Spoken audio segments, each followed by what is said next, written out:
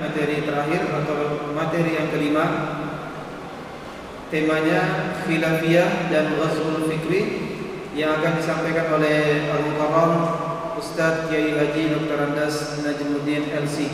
Kepada beliau kami persilakan.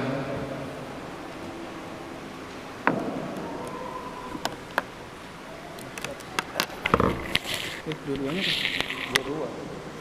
Dua-duanya saya taruh di sini, di baju saya.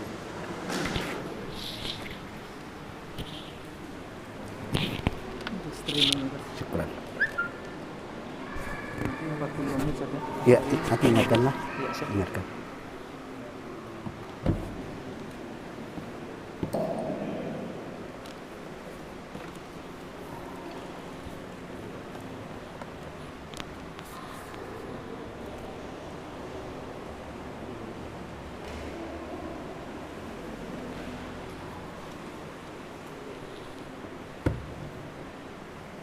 Nggak pakai ini kah gimana? Pakai juga?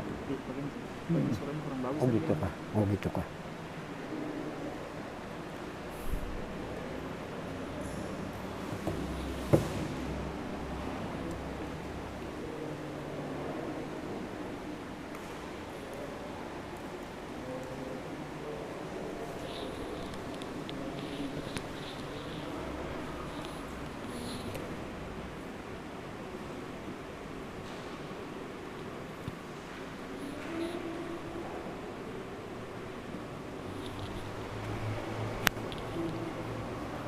Sudah kan tadi?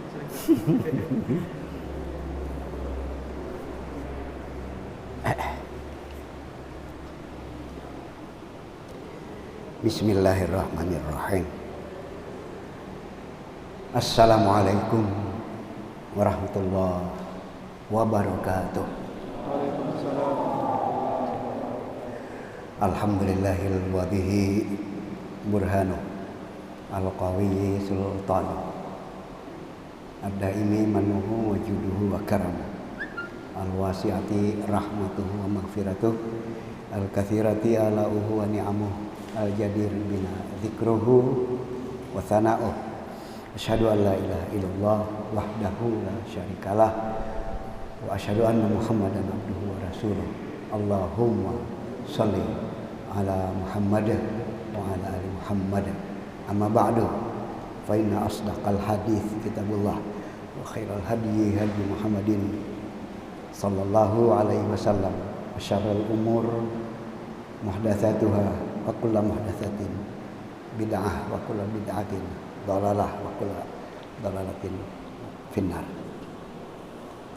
Mari kita utamakan dan kita dahulukan syukur kita kepada Allah Subhanahu wa taala. Syukur limpahan nikmat, rahmat serta karunia-Nya hingga saat ini masih menyertai perjalanan hidup kita, sehingga dengan limpahan nikmat, rahmat dan karunia-Nya itulah kita tidak hanya sebatas bisa mempertahankan eksistensi kita, namun juga kita masih bisa beraktivitas dalam keseharian kita, baik aktivitas yang sifatnya ibadah mahdah maupun yang sifatnya ibadah ammah. Yang kita harapkan tentu saja adalah kita dengan aktivitas kita, dengan kerja kita, kiranya tidak ada yang tidak bernilai ibadah di sisi Allah Subhanahu wa taala, sehingga kemaslahatan atau kebaikannya pun juga akan kita dapatkan, baik keselamatan dan kebaikan untuk kehidupan kita selagi di dunia ini maupun untuk kehidupan kita yang akan datang, kehidupan di akhirat nanti. Kita ikhlaskan selanjutnya salawat teriring salam buat Rasul pilihan, Rasul terakhir, uswatuna wa qudwatuna Muhammad sallallahu alaihi wasallam. Juga buat keluarga beliau, buat sahabat, kerabat, dan buat orang-orang yang senantiasa menghidupkan sunnah-sunnah beliau, mudah-mudahan tercurah hingga akhir zaman. Majelis yang dimuliakan oleh Allah, dari materi-materi yang sudah disampaikan sampaikan sesungguhnya ya sudah mencakup materi-materi yang memang kita butuhkan ya, sebagai seorang dai, sebagai seorang pemandu umat, paling tidak untuk ya pokok-pokok bahasannya, metodologinya, uslub dakwahnya, dan juga bahkan tidak ketinggalan tadi yang terkait dengan wawasan yang kekinian yang tadi disampaikan oleh Ustadz Dhul Amri. Beliau berbicara tentang World Islamic View, World Islamic View. Ya, kepada mereka yang sudah menyampaikan materinya, ya karena saya juga boleh dibilang ya, sebagai sahibul bait, ya tuan rumah, mengucapkan jazakumullahu khairal jasa. Materi yang terakhir ya sebenarnya lebih terkait dengan penyikapan kita ya, karena kalau kita juga salah bersikap, sekalipun yang kita sampaikan sebenarnya bagus sekali, tapi ada sikap-sikap kita yang salah, maka juga akan cukup mengganggu. Yang saya maksudkan adalah sesuai dengan apa yang dijadwal, materi khilafiyah. Sebenarnya yang saya kirim ke komite, ke panitia, mauqifud da'iyah baina ikhtilafil a'immah, sikap juru dakwah dalam masalah khilafiyah. Lihat mauqifud du'at fi al-masdi mas'alatil khilafiyah fiqhiyah, sikap memang. Baik, saya mulai untuk membahas masalah ini. Nanti bagian yang keduanya ya mungkin singkat, yang terkait dengan ghazwul fikri, yang kalau kita alih bahasakan maka bermakna perang pemikiran. Nah, nanti disederhanakan ya perang opini, ya itu disederhanakan seperti itu. Yang memang ini ya luput bagi sebagian kita, sehingga kita tidak sadar bahwa kita sebenarnya dirongrong orang, kita sebenarnya dibantai orang, kita sebenarnya ya justru mau dihabisi orang, tapi kita karena memang tidak ada wawasan ghazwul fikrinya, ya justru tidak menyadari hal itu. Insyaallah akan saya sampaikan juga secara singkat. Majelis yang dimuliakan oleh Allah, khilafiyah, fiqhiyah, dia memang harus diberi sifat fiqhiyah. Jadi kalau diberi al-ta'rif al-khilafiyah al-fiqhiyah, ya jadi sifatnya adalah fikih, maka dimaksudkan adalah perbedaan dalam persoalan fikih. Fikih itu apa? Fikih itu al-fiqhu al-fahmu, pemahaman. Kenapa ada perbedaan? Ya mari kita cari tahu ya. Nah perbedaan nanti fiqhiyah dengan yang bukan fiqhiyah, kita akan menyebut nanti syar'iyah. Jadi ada dua hal ya. Ada dua hal, ada yang namanya fiqhiyah, ada yang namanya syar'iyah. Ada yang namanya hukum syara, kemudian ada hukum fikih.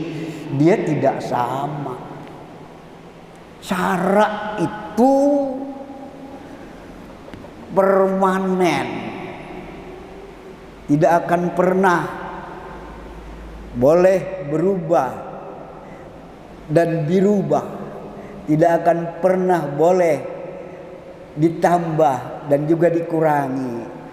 Ya, begitu menyebut hukum syara, itulah yang otoritasnya ada pada Al-Quran dan As-Sunnah. Ini permanen ini.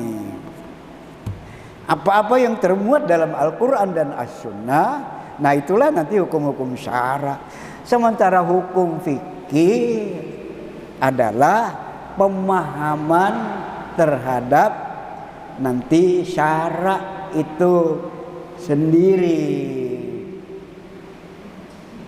Kenapa mesti ada pemahaman? Karena bagaimanapun juga ya syara itu hanya akan bisa diamalkan, dipraktekkan ya setelah kita memang mengerti, setelah kita memahami. Nah, dalam upaya mengerti, memahami syara, ternyata tampilan hukum syara itu ada dua wajah. Tampilan hukum syara itu ada dua wajah. Hukum syara yang saya maksudkan dalil-dalil syara tadi ya, dalil-dalil Al-Quran dan As-Sunnah. Yang pertama al-adillah, ya, dalil-dalil al-qat'iyah, dalil-dalil yang qat'i. Qat'i itu sudah pasti, qat'i itu sudah tetap. Bunyi nasnya, keberadaan nasnya memang sudah tetap qat'i. Nanti qat'i terbagi dua lagi. Ada qat'iyut tsubut, ada qat'iyut dalalah. Ketetapannya sudah tidak diragukan. Dalalahnya juga sudah jelas. Apa yang diinginkan oleh dalil jelas. Nah, ini namanya qat'iyut dalalah. Nah, nanti ada yang justru tampilannya sifatnya adalah dhanni, ya, al-adillah adh-dhanniyah, dalil-dalil yang dhanni. Ya, dhanni itu tidak tetap, ketetapannya masih diduga berat. Ya, antum sudah tahulah. Jadi tingkatan-tingkatan hukum itu qat'i, ya, kemudian dhanni, terus di bawahnya lagi nanti ya ada syak, ya. Nah, ini nih kan tingkatan-tingkatannya ya. Nah, dhanni itu kita maknai saja berat dugaan kita. Ya. Sementara qat'i pasti di atas ya dhanni, apalagi syak, ya itulah qat'i yang sudah pasti. Nah, karena memang sifat dalil yang dhanni ini dugaan berat, nah sehingga dipersilakan orang kita untuk memahami, dan hasilnya pasti adalah dugaan berat kita. Artinya lebih jauh adalah kita tidak bisa memastikan, oh yang benar begini, tidak bisa. Karena sifatnya dhanni, dugaan berat kita saja. Nah, itu ya. Oleh karena itu sebenarnya khilafiyah itu keniscayaan. Tidak bisa khilafiyah itu dihapus, tidak bisa. Dan khilafiyah akhirnya memang kaitannya karena juga dengan pemahaman, dan pemahaman itu karena ada dalil-dalil dhanni, dan ternyata dalil-dalil dhanni itu lebih banyak pada persoalan-persoalan furu' atau cabang. Makanya juga kadang-kadang disebut khilafiyah furu'iyah, khilafiyah fiqhiyah furu'iyah. sudah pemahaman cabang lagi. Bukan usuliyah, bukan pokok.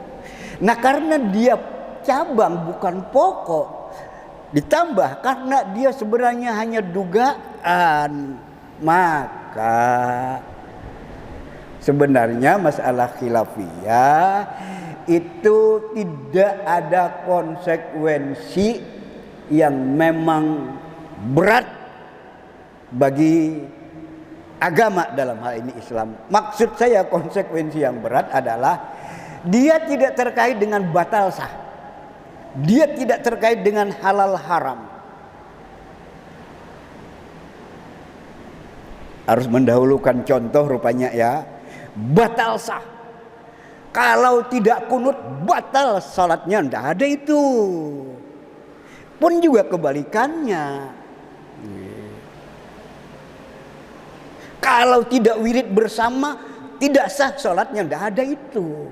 Tidak sampai ke situ. Lah, ini masalah khilafiyah, fiqhiyah, furu'iyah. Seringkas, kenapa terjadi khilafiyah? Pertama, ada dalil-dalil yang zanni, dalil-dalil yang tidak qat'i. Lah, dalil-dalil zanni itu ditandai diantaranya ya memang zanni ketidakjelasan. Diantaranya ada lafaz mustarak. Ada lafaz-lafaz kata-kata yang punya pengertian ganda ya.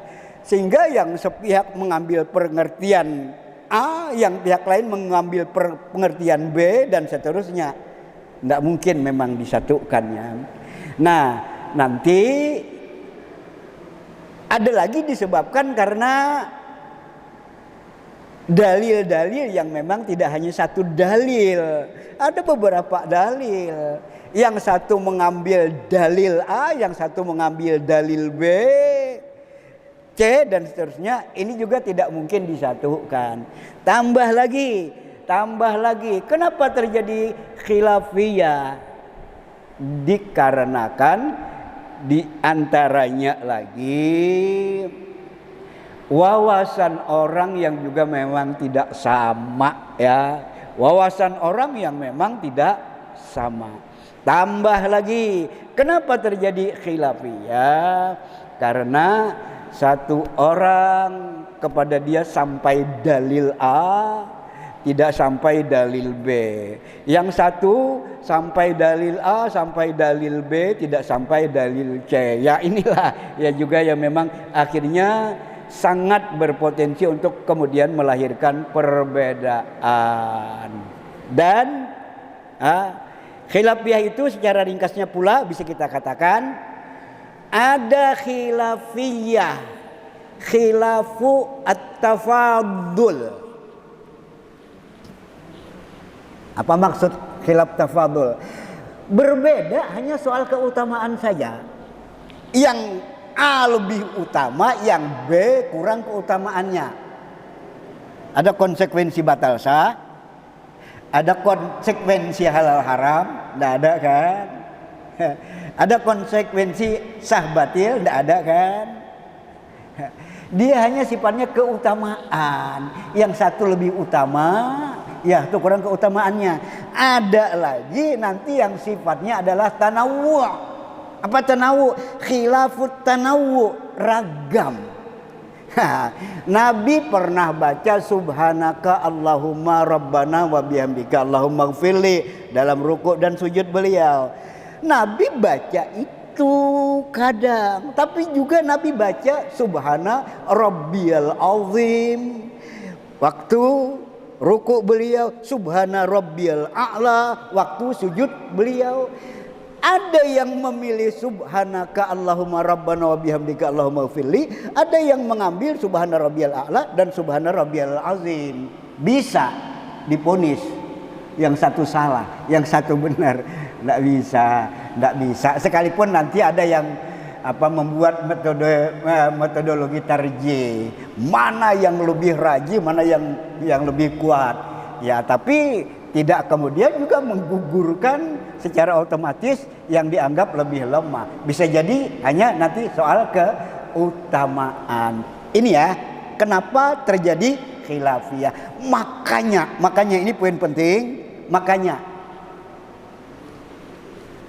semakin orang berwawasan, semakin orang faqih berilmu, akan semakin mengecil khilafiyah itu. Ya, semakin orang memang awam, keawamannya semakin tebal, ya memang khilafiyah itu kok kayaknya semakin menebal juga, melebar juga. Makanya biasanya orang-orang yang memang relatif berwawasan, lebih berwawasan itu ya sudah, ya memang ya khilafiyahnya sudah semakin menyempit, semakin mengecil. Nah, makanya kan yang berselisih itu siapa? Yang berselisih itu sebenarnya adalah ulama, ya. Ikhtilaful ulama, bukan ikhtilaful juhala, ya. Bukan berselisihnya orang-orang yang awam, bukan, ya. Nanti orang-orang awam ya kecuali tidak bisa mendudukan, ya orang awam kadang seakan-akan persoalan fikih itu setara dengan persoalan-persoalan syara. Iya, jadi ya sudah main vonis kan?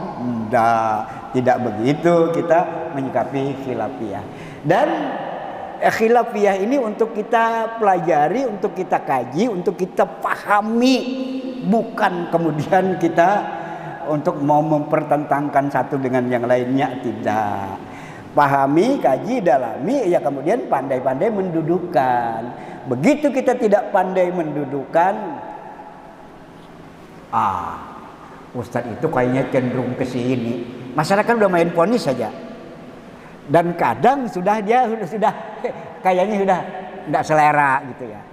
Nah, jadi ada sekalipun tetap nanti ya papan empan, ya, lihat situasi dan kondisi. Begitu ya masyarakatnya sudah memang masyarakat ya sangat heterogen, ya kita pandai-pandailah. Kalaupun kita punya pilihan, kita tetap menjelaskan sebenarnya masalah ini diikhtilafkan, sehingga pihak yang berbeda tetap merasa juga terwadahi, terakomodir. Tapi kalau dai sudah juga ikut-ikutan main vonis, wah itu berisiko. Ya mungkin saya mengilustrasikan ke fakta di lapangan lah. Kita ini kalau perahu besarnya kan mungkin 2 perahu lah ya. Ada kelompok tradisional, ada kelompok yang moderat gitu ya. Atau nanti istilah yang sudah terbiasa, ada kelompok Nahdliyin, ada kelompok Muhammadiyah. Ya nanti turunan-turunannya itu sebenarnya lebih kedua perahu besar ini. Nah, seorang dai dia harus bisa menjembatani umat. Jangan terbenam hanya ke satu perahu, jangan. Boleh untuk kita ke pribadi boleh, tapi begitu ke tengah-tengah umat jangan. Nah, kadang kita tidak memahami permasalahan. Iya. Diundang nanti di masyarakat ya katakanlah tradisional, ya kita membawa cara kita.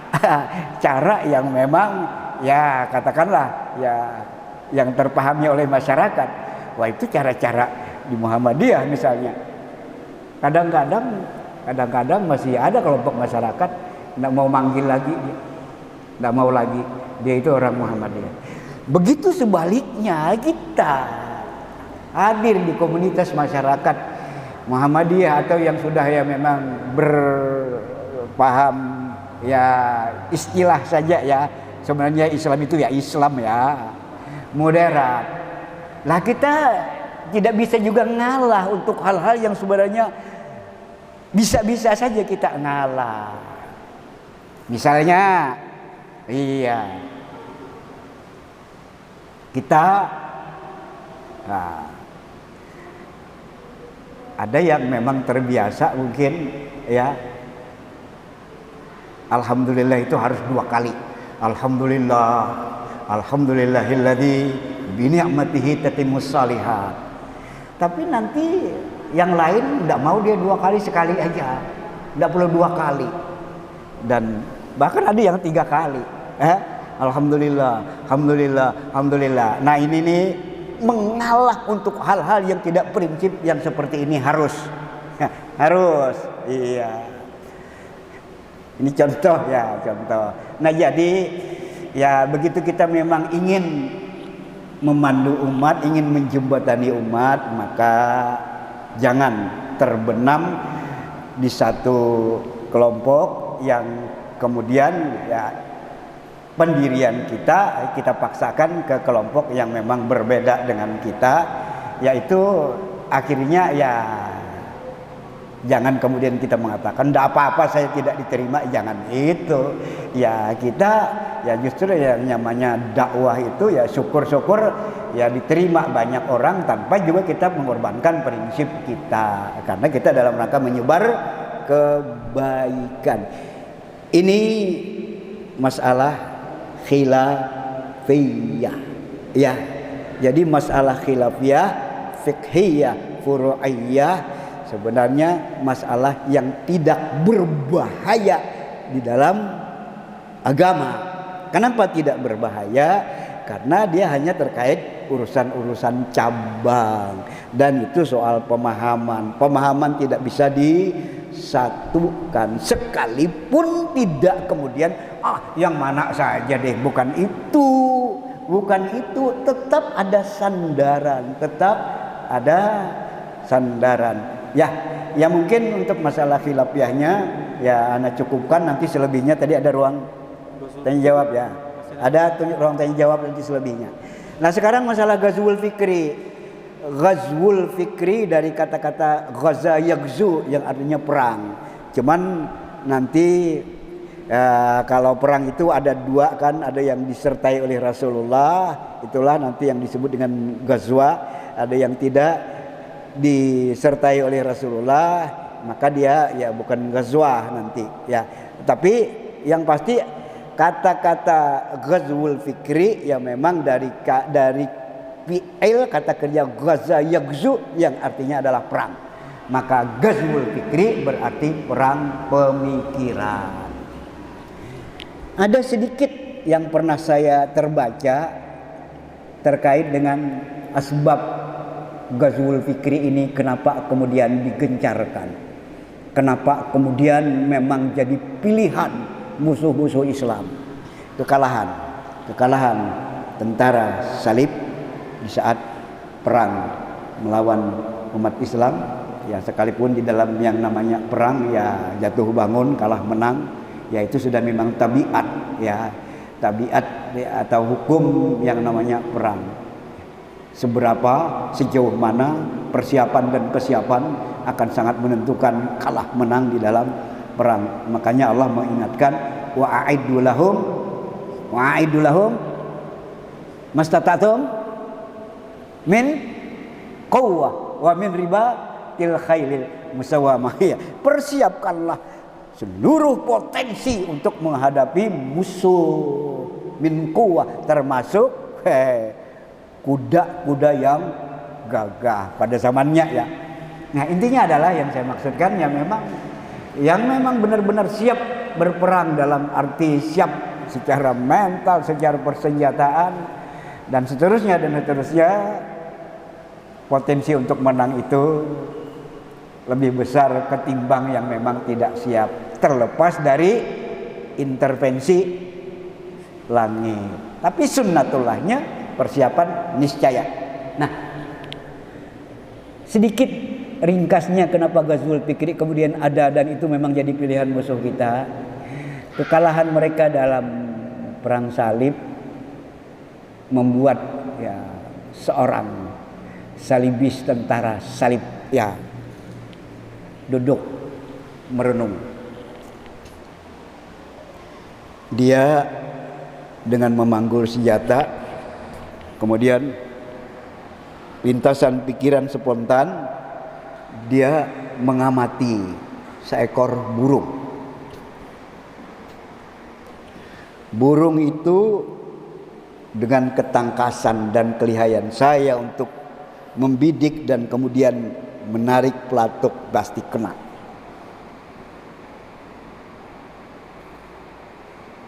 Begitu kalau saya berhadapan dengan musuh untuk membunuh satu, dua, bahkan bisa jadi ya, berpuluh musuh, saya sangat siap. Tapi pertanyaannya kemudian yang hadir di benak dia, ternyata menghadapi umat Islam itu bukan solusi tuntas.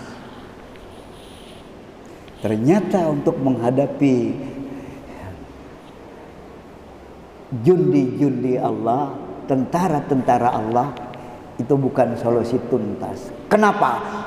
Gugur satu, tumbuh 1000. Biar berpuluh orang mati, akan tumbuh, akan hadir beratus, beribu. Itu akhirnya mengusik pemikiran tentara Salibistan. Akhirnya kalau begitu kita tidak pernah mencukupkan dengan perang angkat senjata. Bahkan kalau perlu angkat senjata akhir saja. Kita pilih perang cara lain. Seperti apa? Ya inilah kemudian yang menghadirkan yang namanya Ghazwul Fikri. Bagaimana berpikir keras musuh ini bisa ditelikung. Bagaimana berpikir keras umat Islam ini bukan hanya mundur, bukan hanya tidak maju, tapi kalau bisa kenapa tidak selesai. Tidak ada generasi yang Islamik tadi, tidak ada yang semangat lagi menghidupkan dakwah, menghidupkan kajian-kajian keislaman dan seterusnya dan seterusnya. Itu jadi bahan pemikiran mereka. Nah, pintu-pintunya ya memang terlalu banyak. Pintu-pintunya terlalu banyak. Mereka pahamilah kelemahan-kelemahan umat Islam. Di situ mereka masuk. Kalau di tahun 60-an 70-an sempat ada isu ya,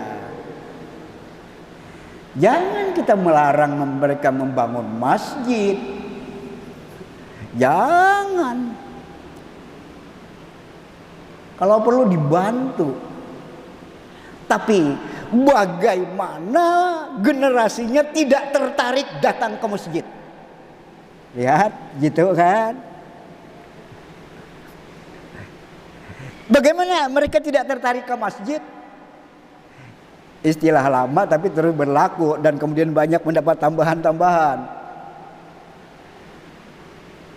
Berapa S nih? Ya. Seks, ya,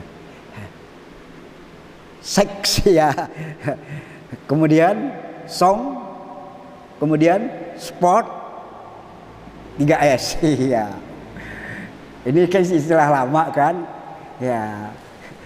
Bagaimana persoalan ya yang 3 ini ya, seks, sport dan song ini itu justru yang paling digandrungi oleh generasi muda.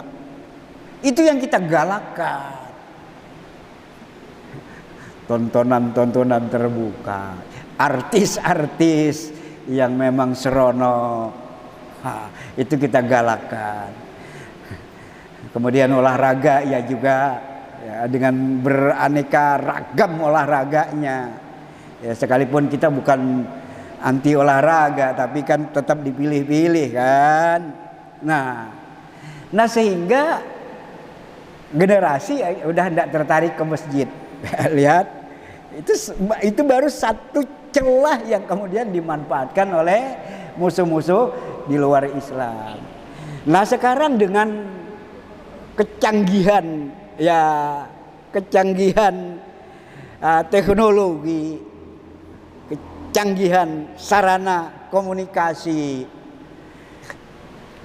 akhirnya memberikan fasilitas-fasilitas yang memang sangat-sangat memang gampang untuk mereka mudahkan dalam menggencarkan ghazwul fikri, penyebaran informasi yang sudah tidak ada batasnya. Nah, sehingga upaya-upaya memerangi umat Islam lewat perang yang namanya ghazwul fikri sangat memang leluasa mereka bisa lakukan. Hadirlah yang namanya isma, pemahaman-pemahaman yang tidak sejalan dengan Islam. Ada yang namanya liberalisme, ada yang namanya kapitalisme, ada yang namanya komunisme, dan seterusnya hingga yang disebut juga dengan hedonisme. Kesemuanya ini, pemikiran-pemikiran ini kan sejujurnya pemikiran yang tidak sejalan dengan Islam. Tapi betapa itu digencarkan. Dan tidak absen mereka memilih kata-kata, memilih ungkapan, memilih kalimat yang memang seakan-akan bagian dari Islam. Disebutlah Islam liberal.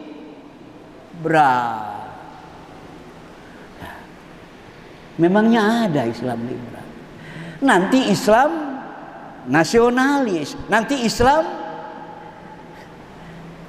saya Islam tapi saya juga komunis. Konyol apa konyol? Lah konyol kan. Nah coba lihat. Tadi diingatkan ya kita jangan menggunakan kata-kata yang kasar lah. Ya kadang-kadang terpaksa ya. Kita menggunakan istilah konyol lah. Nah coba lihat. Belum lagi yang memang umat ini cukup banyak yang awam. Padahal itu bagian dari perang pemikiran. Dari sebutannya seakan-akan memang bagian nyata dari Islam. Ahmadiyah, Syiah. Nah sehingga sampai ada yang ngotot, apa yang salah dengan Ahmadiyah? Apa yang salah dengan Syiah? Mereka juga salat, mereka juga punya masjid. Nah, coba lihat. Sedikit ya. Ahmadiyah itu lahir dari rahim penjajah. Lahir dari rahim penjajah.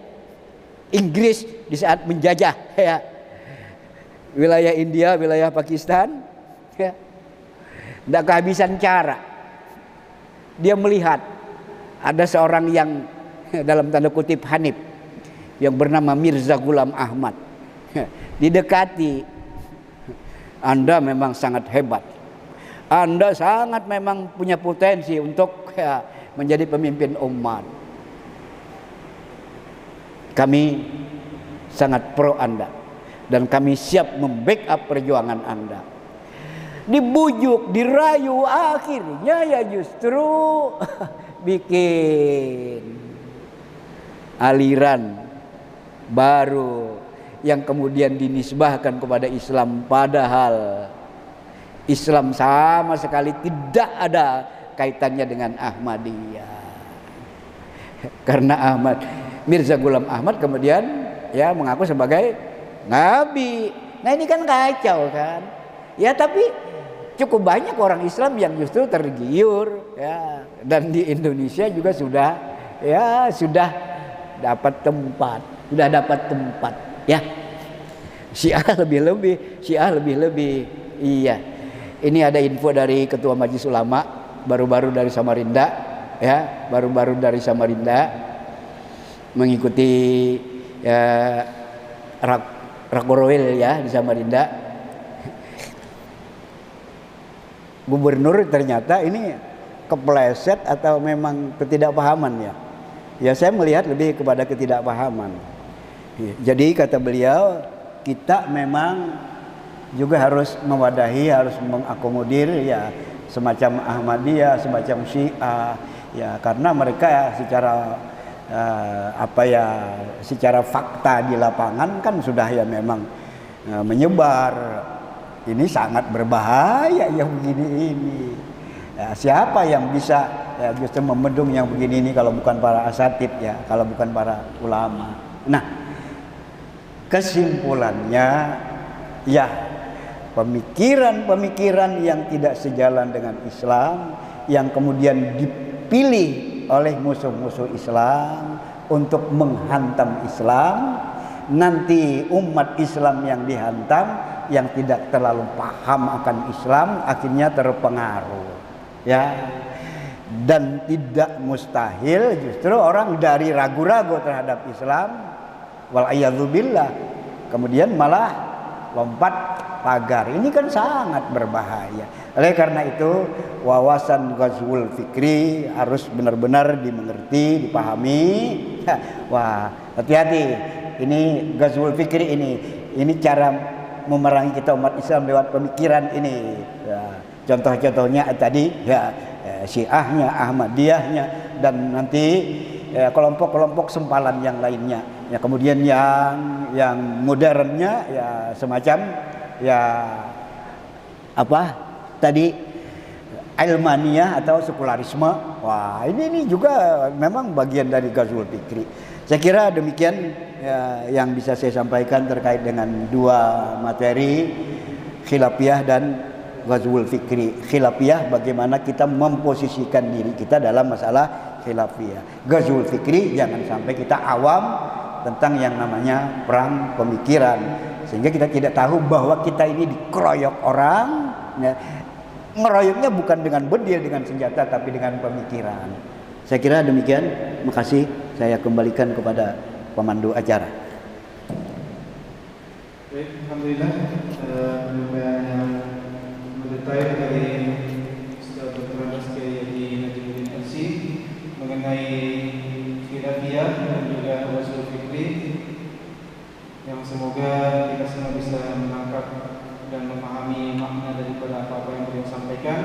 Kita menjadi dai ilallah yang berusaha berada di posisi tengah, tidak terlalu memaksakan pemahaman-pemahaman yang kita pakai untuk orang lain, lalu kemudian kita memvonis seseorang itu berbeda dengan kita dalam hal fikihnya, khilafiyah furu'iyah, sehingga kita menjadi jauh dari mereka karena perbedaan furu'iyah tadi.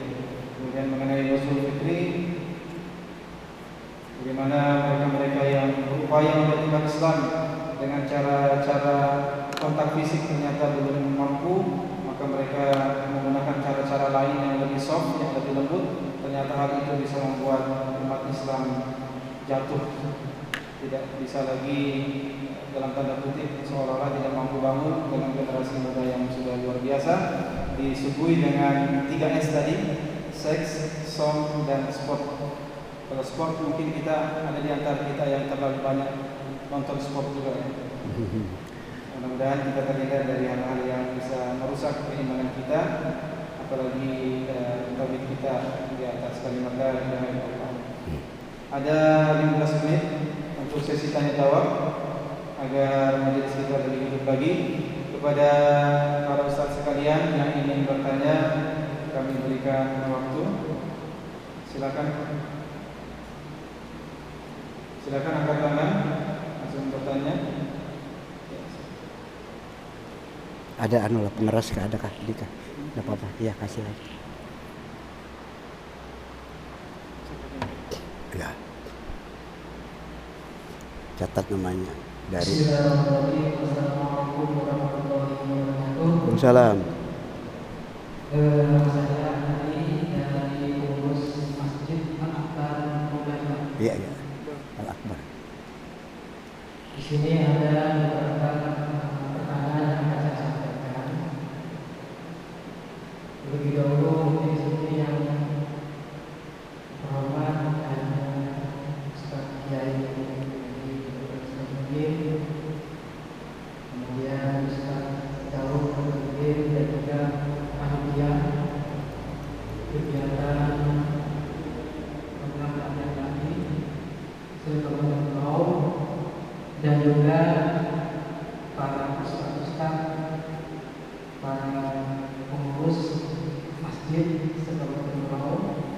dan juga para kiai. Nanti yang lanjutnya tuduh poin aja dan mengingat waktu.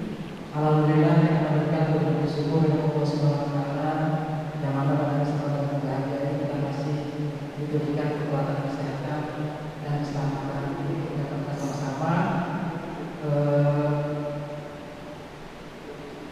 mencari ilmu itu perlunya di sini. Di sini Ustaz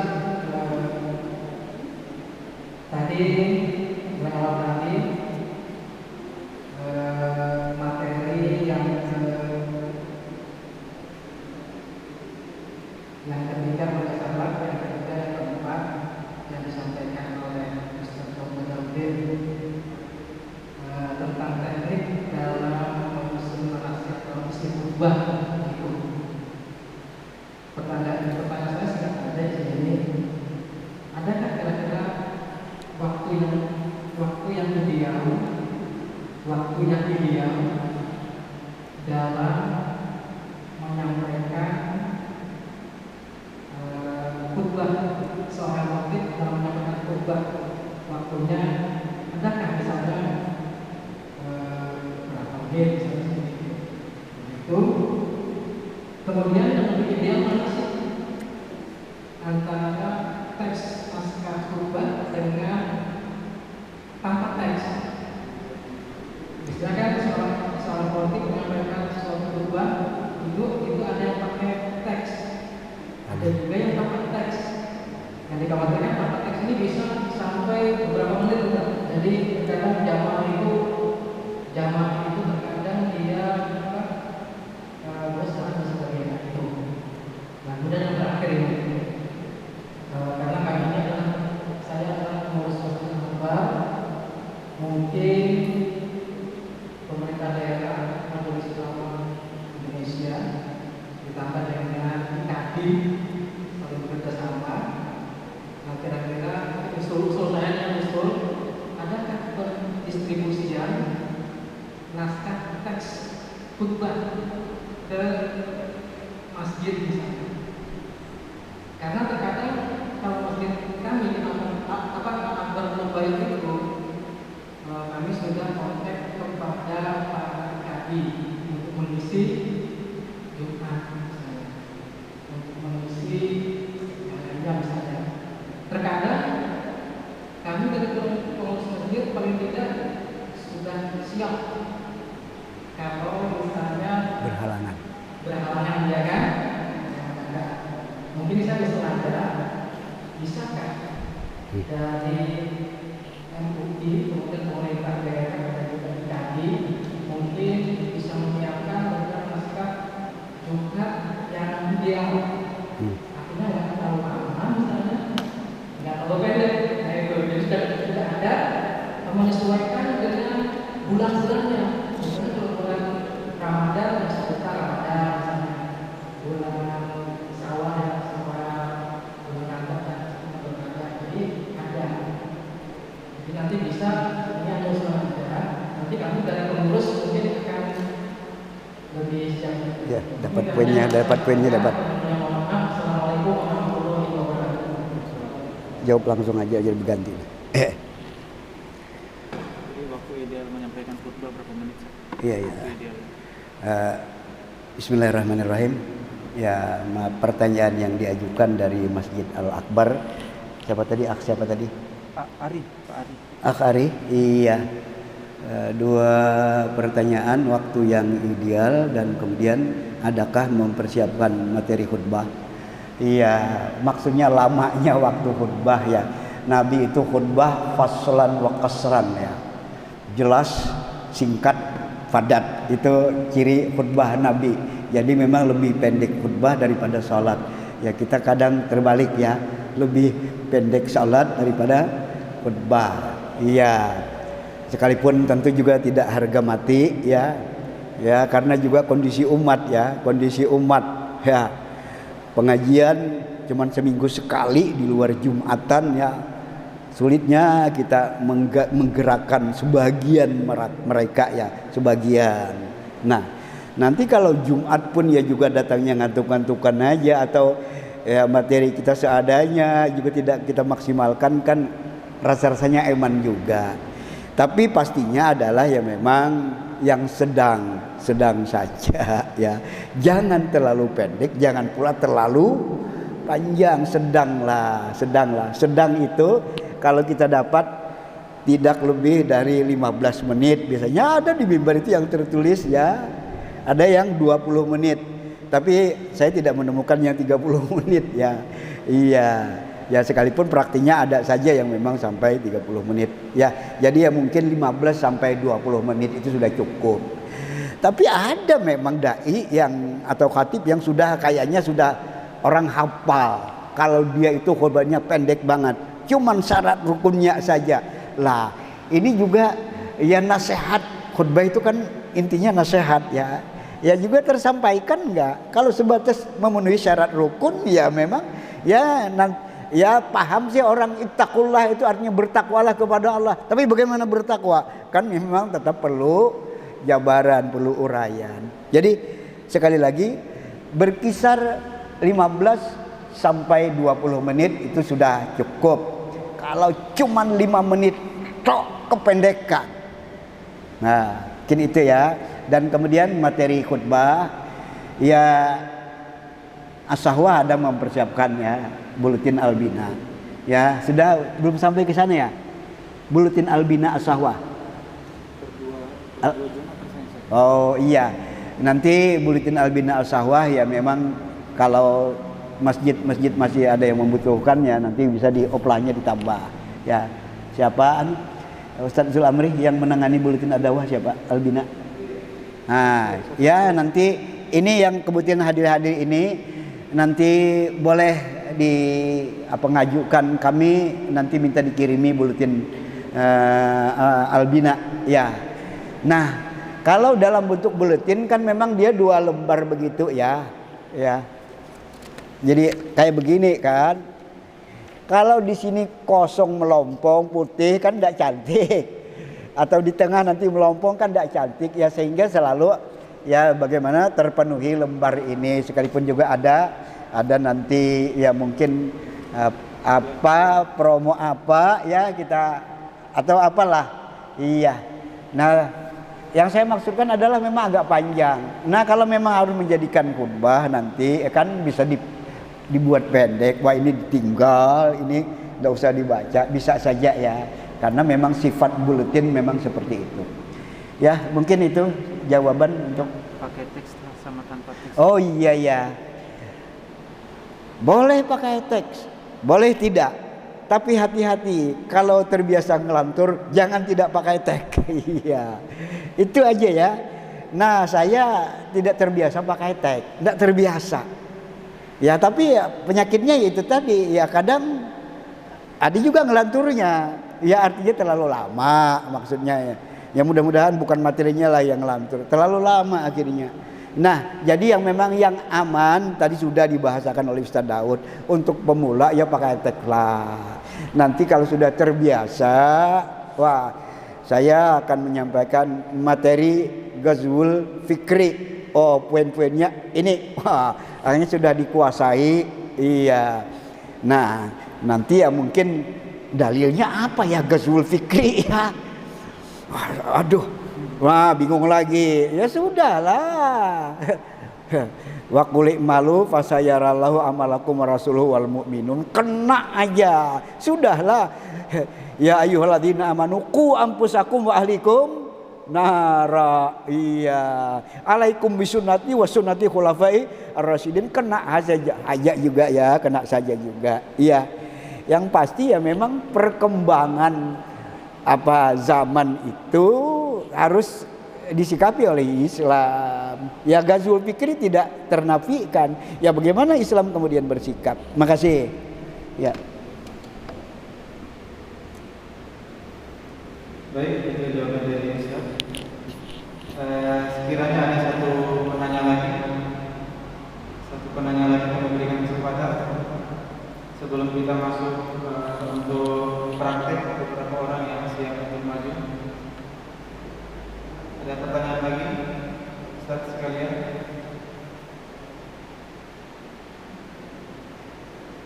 Bisa sesuai dengan materi atau di luar materi yang mungkin pertanyaan selama ini belum dijawab.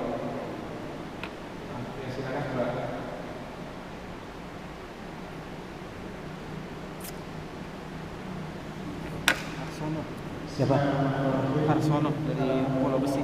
Oh, salam telah.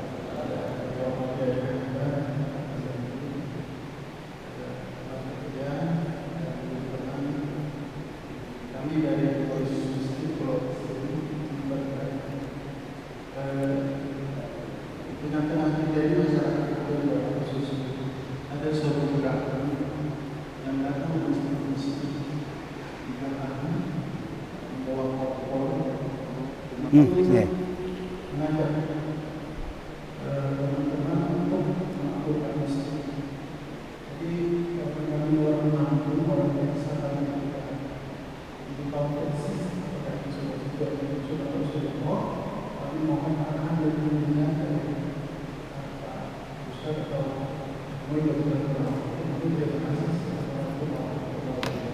Iya.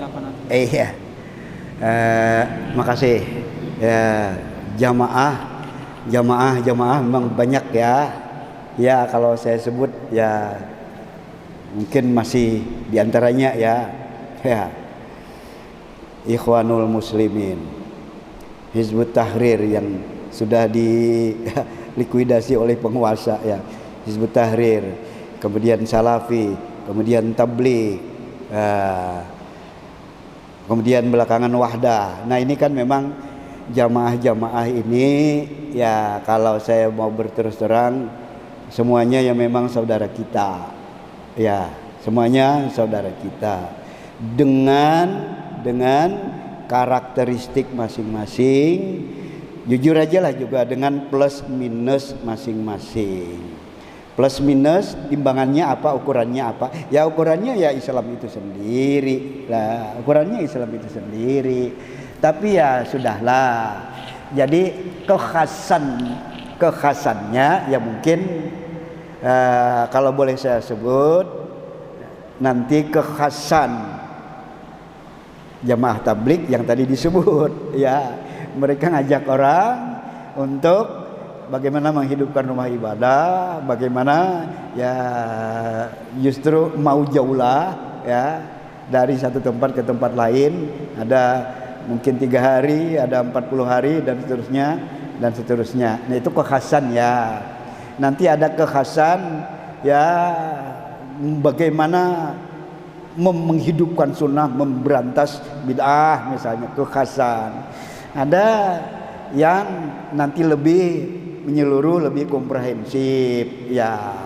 Ada yang kecenderungan ke harakah sia-sianya, pergerakan politiknya, yang politik yang didasari oleh Islam. Ada juga kekhasan.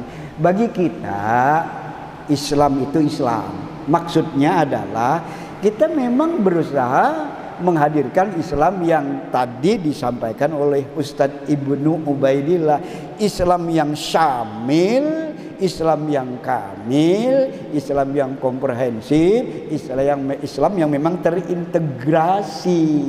Kita ingin menghadirkan itu, jangan Islam yang parsial ya, jangan Islam yang parsial ya, cuman hanya soal ibadah mahdahnya saja. Tidak mau, jangan sekali-kali di sini berbicara khilafiyah. Nah, ini menutup pintu untuk itu. Jangan di sini berbicara politik. Wah, ini menutup pintu. Ya padahal tidak bisa ditutup pintu-pintu yang begitu itu. Tidak bisa ditutup. Nah, jadi ya sudahlah. Kita kalau kita kurang sependapat, paling tidak ya kita tidak usah menyatakan permusuhan ya, tidak usah memusuhi. Kalau bisa kita memberi masukan, kalau bisa kita memberi masukan ya, ya akhi, ya ikhwan, iya masyarakat kami ini begini diberikan masukan ya, kalau bisa menasihati. Kalau tidak bisa ya kita sudahlah, tidak usah menunjukkan antipati kita ambil baiknya ya, tapi ya kita benar-benar juga harus ya mengajak orang untuk bagaimana syumuliyatul Islam itu tegak. Islam yang memang mencakup seluruh aspek kehidupan itu tegak. Iya, rajin ibadah, keluarga terlantar, iya apa iya? Enggak kan? Rajin kita ibadah, kemudian anak tidak terurusi, ya, pendidikan anak terbengkalai. Ya tidak itu yang diinginkan oleh Islam. Ya Tuhan nanti kan lebih pandai menata, mengatur. Tidak begitu cara berpikir kita. Ya saya kira demikian ya. Makasih. Mungkin waktu yang memang membatasi. Ya. Kepada yang sempat terlibat berhadir untuk kegiatan ini, ya maaf saya juga tidak bisa menandai satu persatu ya karena keterbatasan sudah ya pandangan saya. Tapi tolong nanti ketemu di mana, tolong tegur sapanya ya. Ya, tolong tegur sapanya.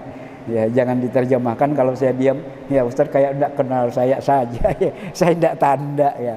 Ya tidak tanda. Kira-kira seperti itu ya. Ya saya ingin lah kalau bisa-bisanya ya yang hadir ini masjid-masjid mereka ya saya sekali waktu paling tidak hadir di tengah-tengah mereka. Ingin banget itu. Mudah-mudahan nanti qadarullah ya bisa hal itu saya lakukan. Makasih, saya kembalikan kepada yang memandu acara dan atas atensi yang diberikan terima kasih. Saya ucapkan keterbatasan dan sempurnaannya mohon dimaafkan. Hasbunallah wa ni'mal wakil, ni'mal maula wa ni'man nasir. Assalamualaikum warahmatullahi wabarakatuh.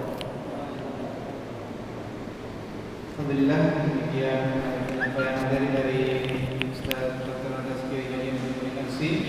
Begitu pula dengan sesi yang jawab dari dua orang penanya. Semoga apa yang beliau sampaikan bisa kita cerna dan kemudian kita amalkan dan kita dapatkan di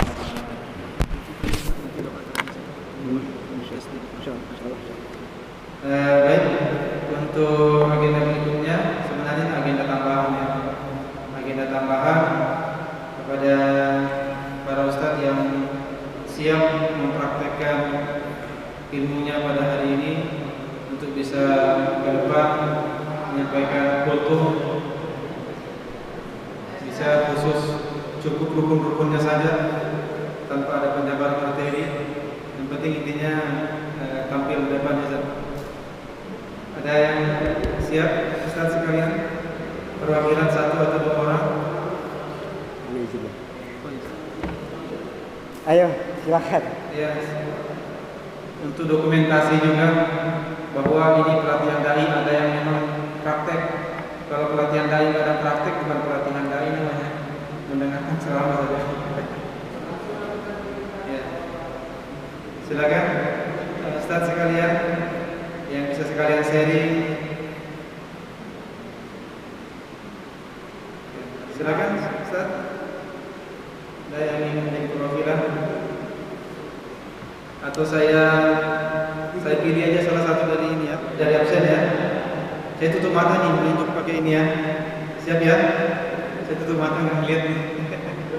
Mohon ya namanya berada di ujung jari saya tanpa saya melihat. Mohon amal jariahnya untuk maju ke depan, kultum singkat sekaligus memperkenalkan diri, dan itu untuk dokumentasi panitia bahwa kita sudah melaksanakan pelatihan yang ada 1-2 orang yang maju untuk praktek menjadi penceramah. Saya tutup mata ya. Mudah-mudahan siapapun yang ada di ujung jari saya siap untuk maju memberikan materi kepada kita. Saya tutup mata nih. Siapakah dia? Mohon kesediaannya kepada Ustaz Ardianto dari perwakilan Aswa. Ya, Ustaz Ardianto, ada beliau? Ayo silakan. Ini betulan loh tadi tidak ngelihat loh. Ya silakan Ustaz Ardianto.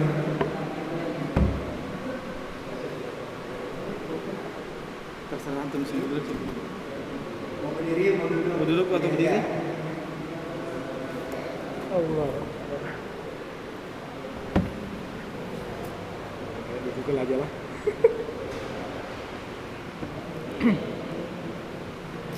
Saya tinggal dulu ya, biar untuk dokumentasi ya. 5-7 menit ya.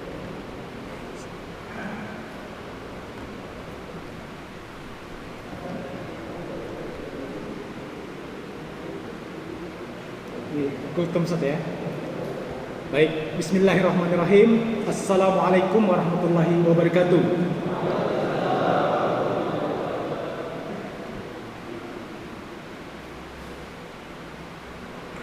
Innal hamdalillah nahmaduhu wa nasta'in wa nastaghfiruhu wa nastahdi wa na'udzu billahi min syururi anfusina wa min sayyiati a'malina. May yahdihillahu fala mudilla lahu wa may yudlil fala hadiya lahu.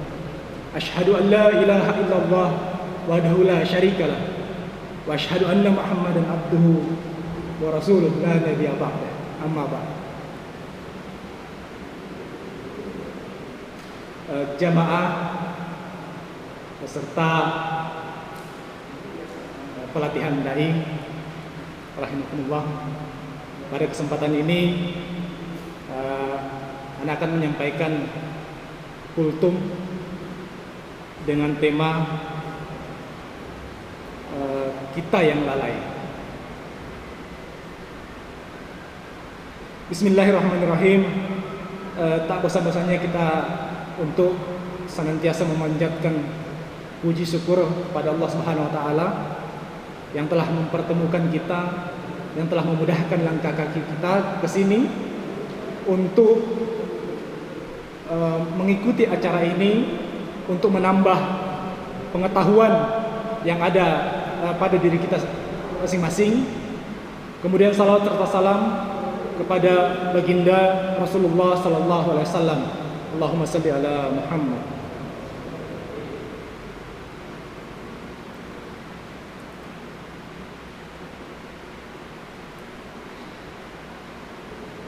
Allah Subhanahu wa taala berfirman, "Hai orang-orang yang beriman, bertakwalah kepada Allah dengan sebenar-benarnya takwa.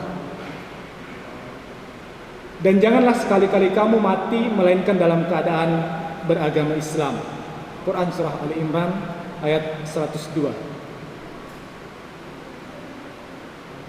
Lalu kemudian di dalam Quran surat Al-Hasyr, "Hai orang-orang yang beriman, bertakwalah kepada Allah dan hendaklah setiap diri memperhatikan apa yang telah diperbuatnya untuk hari esok atau akhirat.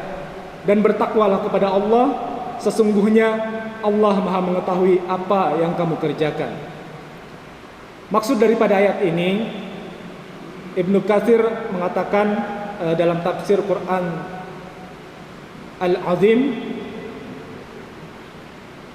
"Hasibu anfusakum qabla an tuhasabu wa nuzuru madza fartum li anfusikum minal a'malis solihati liyaumi ma'adikum wa'adadakum ala rabbakum." Hisablah diri kalian sebelum kalian dihisab.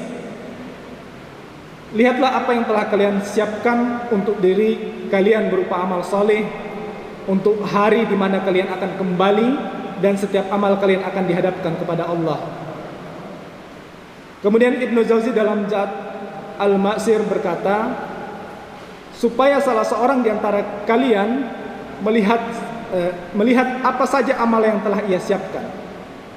Apakah yang ia siapkan adalah amalan saleh yang dapat menyelamatkan dirinya, ataukah amalan kejelekan yang dapat membinasakannya.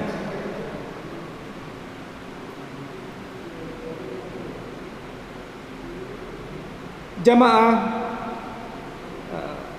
peserta pelatihan dai, tak dipungkiri kita termasuk orang-orang yang lalai dari ketaatan dan berzikir kepada Allah.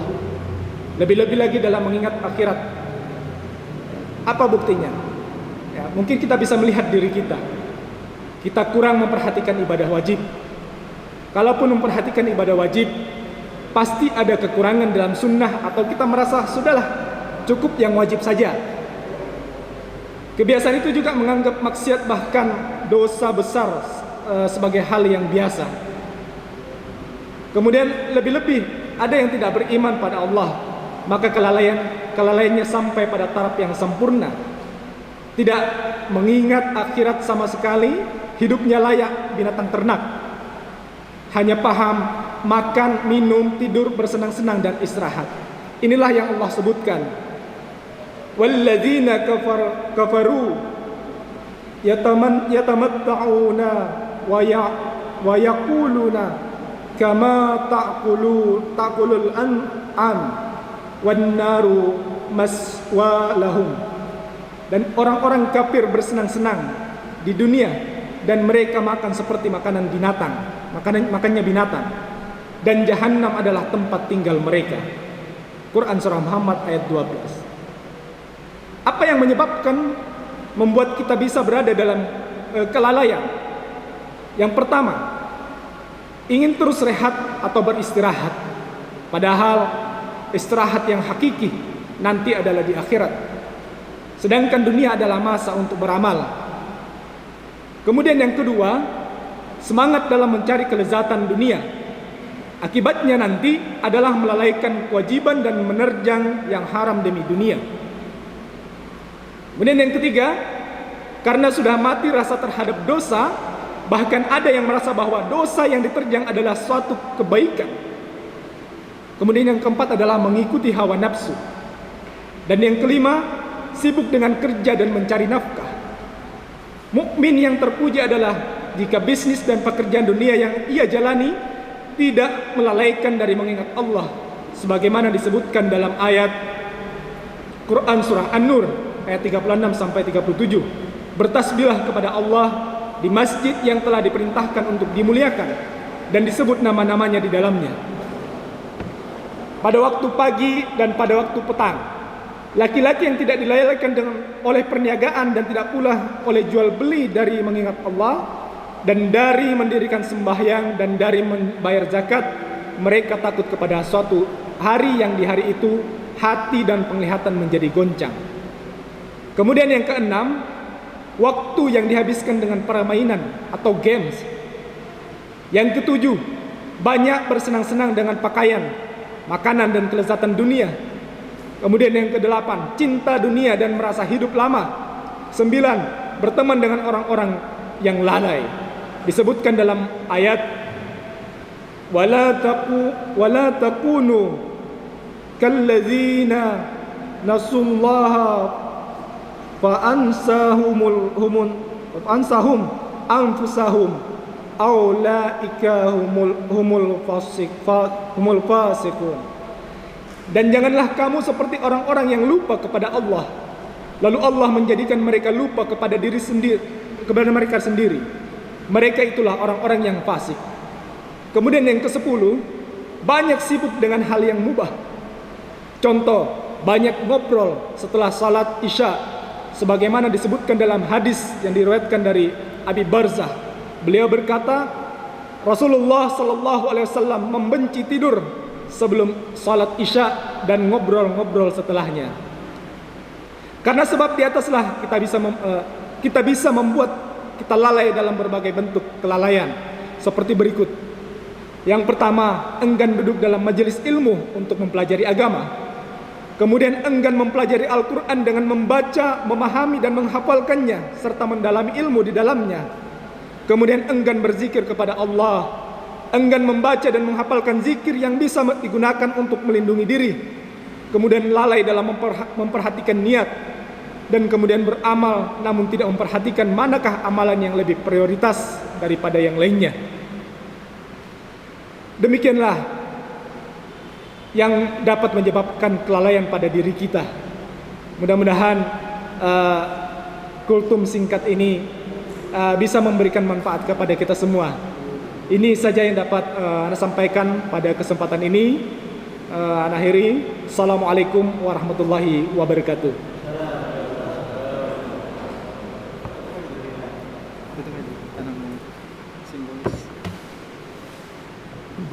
Baik, alhamdulillah telah ada satu relawan yang siap maju, bukan siap maju sebenarnya, dipaksa untuk maju, dan beliau telah menunaikan tugasnya dengan baik. Semoga menjadi amal jariah bagi beliau dengan materi yang beliau sampaikan kepada kita semua. Dan tadi saya hitung waktunya kurang lebih 13 menit. Jadi ideal ya Ustaz ya, 13 sini Ustaz. Bisa khutbah Jumat berikutnya satu tempat sini. Dari masjid yang lain. Baik, mulai dari tadi pagi kita telah menyelesaikan agenda-agenda yang telah dibuat oleh panitia. Kemudian agenda berikutnya kita akan ada penyerahan sertifikat penghargaan peserta secara simbolis. Setelah itu doa. Untuk yang pertama, sebelum doa kami meminta perwakilan 2 orang dari peserta untuk diserahkan sertifikat penghargaannya agar kiranya bisa maju di depan. Kepada Pak Harsono, silakan Pak di depan Pak. Kemudian Pak Ardianto, silakan di depan. Kepada Ketua Panitia kami mohon kesediaannya untuk memberikan sertifikat penghargaan secara simbolis kepada 2 peserta yang ada di depan.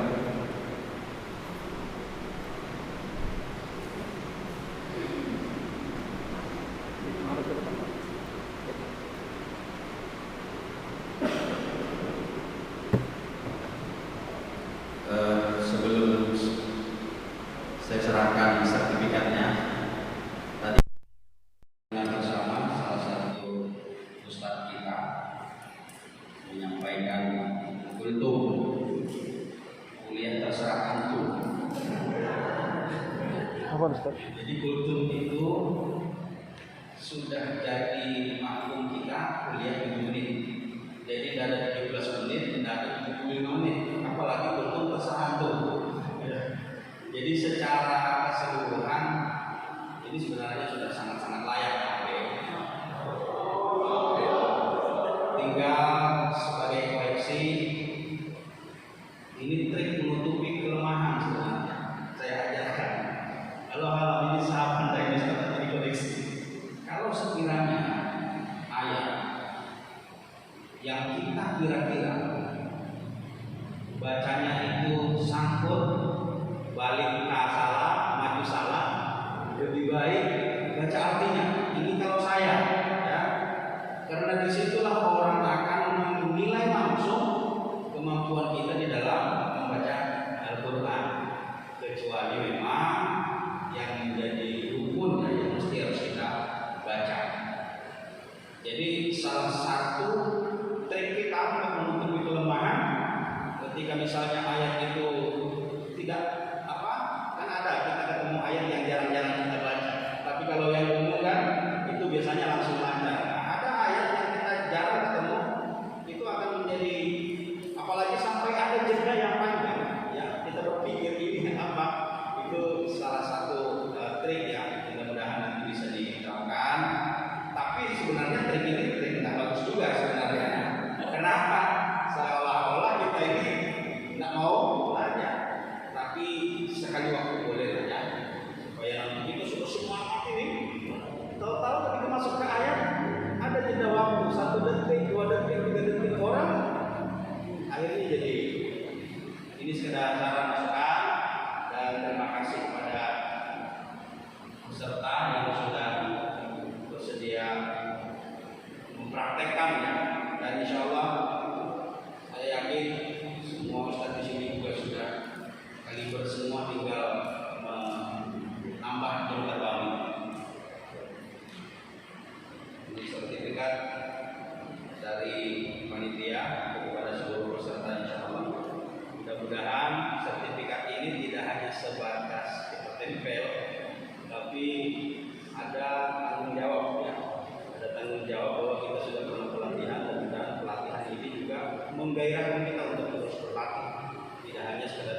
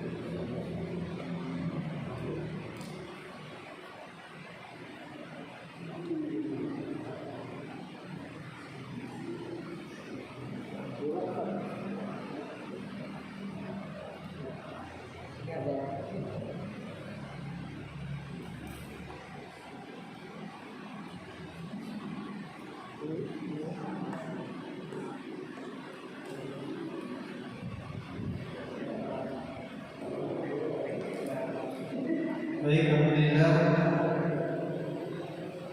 Seluruh rangkaian acara kita pada hari ini akan segera rampung. Tinggal satu rangkaian acara lagi yang di luar.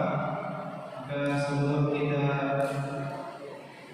menuju kepada rangkaian agenda yang terakhir yang di luar, marilah kita bersama-sama berazam, bertekad agar kiranya kita siap untuk menjadi penjuru-penjuru kebaikan dari Allah di wilayah kita masing-masing untuk menebar kebaikan-kebaikan, dan insyaallah mudah-mudahan kita menjadi agent objek agen perubahan kebaikan di wilayah kita masing-masing. Untuk agenda berikutnya kami mohon persetujuannya kepada Ustaz Dr. Kiai Haji Najmuddin LC untuk menyampaikan berdoa.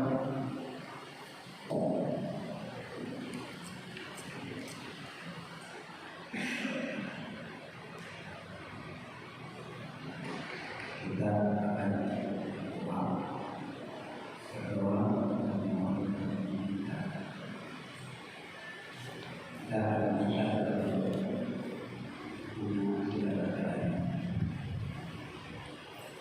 minta kepada Allah bisa memberi bahwa Indonesia ini berdoa yang punya kita itu kita minta kepadanya Allah saja ikhlaskan kita makhluk Allah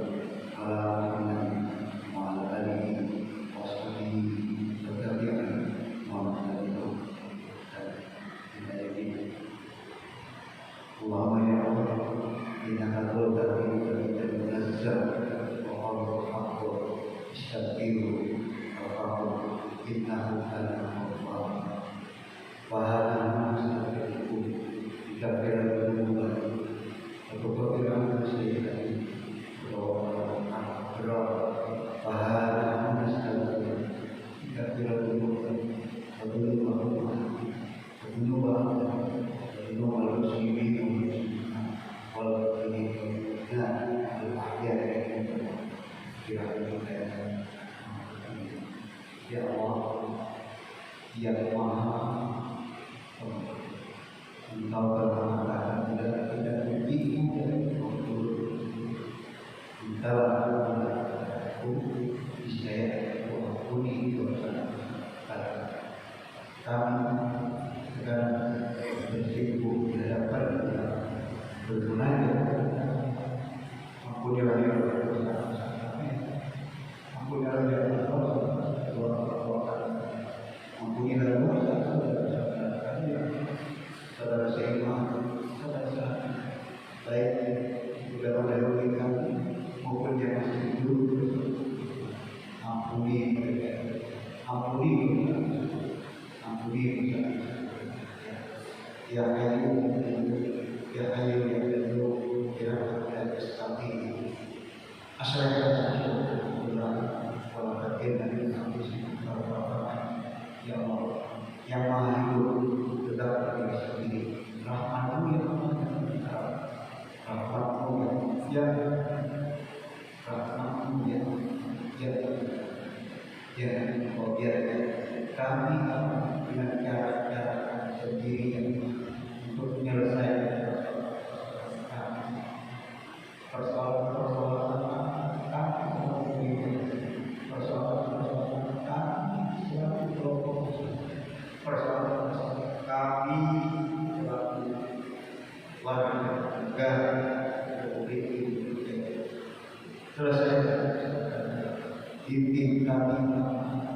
bisa